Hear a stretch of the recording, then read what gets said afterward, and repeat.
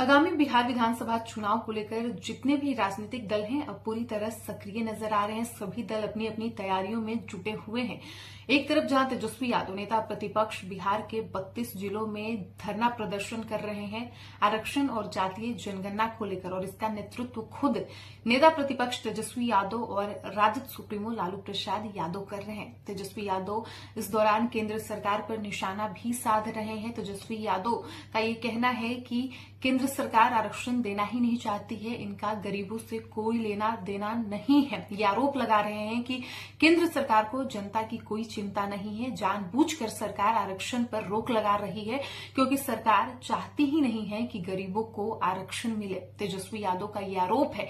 ऐसे में देखना होगा कि ये जो धरना प्रदर्शन चल रहा है, क्योंकि तेजस्वी यादव ने यह भी साफ किया है कि जब तक 65% आरक्षण लागू नहीं किया जाएगा तब तक ये लड़ाई जारी रहेगा। ऐसे में अब केंद्र क्या ठोस कदम इस पर उठाती है ये देखना होगा, या फिर ये भी देखना होगा कि यदि सरकार की ओर से कोई ठोस कदम नहीं उठाया जाता है तो क्या ये वाकई धरना प्रदर्शन लगातार जारी रहेगा। तेजस्वी यादव क्या ऐसे ही डटे रहेंगे? एक तरफ जहां तेजस्वी यादव केंद्र सरकार के खिलाफ मोर्चा खोले हुए हैं तो वहीं दूसरी ओर चुनावी रणनीतिकार प्रशांत किशोर ने भी मुस्लिम समुदायों के साथ एक कार्यक्रम किया जहां उन्होंने ये घोषणा की है कि 2 अक्टूबर को यानी कि गांधी जयंती के मौके पर जन सुराज की नई पार्टी की घोषणा की जाएगी। और साथ ही पीके ने यह भी बताया कि पार्टी की जब शुरुआत होगी तो 1 करोड़ सदस्यों के साथ की जाएगी, जिसमें 18 लाख मुस्लिम समुदाय के सदस्य शामिल होंगे। यानी एक तरफ तेजस्वी यादव तो दूसरी ओर प्रशांत किशोर, दोनों ने मिलकर बीजेपी एनडीए गठबंधन की मुश्किलें बढ़ाने की तैयारी शुरू कर दी है। ऐसे में देखना होगा कि बीजेपी क्या कदम उठाती है, बीजेपी इसको कैसे हैंडल करती है, बीजेपी किस तरीके से इन पर भारी पड़ती है, या फिर तेजस्वी और पीके बीजेपी की मुश्किलें ऐसे ही बढ़ाते नजर आएंगे। तेजस्वी यादव और प्रशांत किशोर तो बीजेपी की मुश्किलें बढ़ा ही रहे हैं, लेकिन जीतन राम मांझी और चिराग पासवान के बीच भी जुबानी जंग छिड़ चुकी है। जीतन राम मांझी ने एक बार फिर से केंद्रीय मंत्री चिराग पासवान को निशाने पर लिया और कहा है तंज कसते हुए कि चिराग पासवान ही सिर्फ इंडिया की राजनीति नहीं कर रहे हैं। उन्होंने कहा कि प्रत्येक 10 वर्षों में एक बार आरक्षण की समीक्षा होनी ही चाहिए। 18 जातियों के 300 से अधिक लोग मेरे से मिलने आए थे और उन्होंने ये भी कहा है कि भविष्य में वो सड़कों पर भी उतरेंगे, और इसका जो कारण है वो मुख्य कारण यही है कि एक ही आदमी मलाई खा रहा है, एक ही आदमी को सिर्फ लाभ मिल रहा है।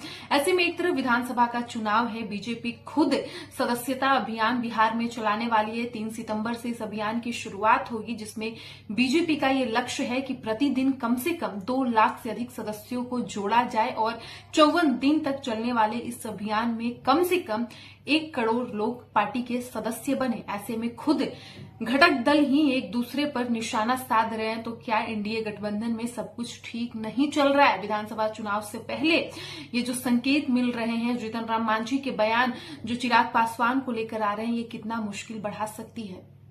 क्या वाकई विधानसभा चुनाव से पहले एनडीए गठबंधन में शामिल घटक दल ही पार्टी की मुश्किलें बढ़ा सकते हैं, गठबंधन की मुश्किलें बढ़ा सकते हैं? क्योंकि जिस तरीके से जीतन राम मांझी चिराग पासवान पर हमलावर नजर आ रहे हैं, ऐसे में चिराग पासवान भी चुप बैठने वालों में से नहीं है।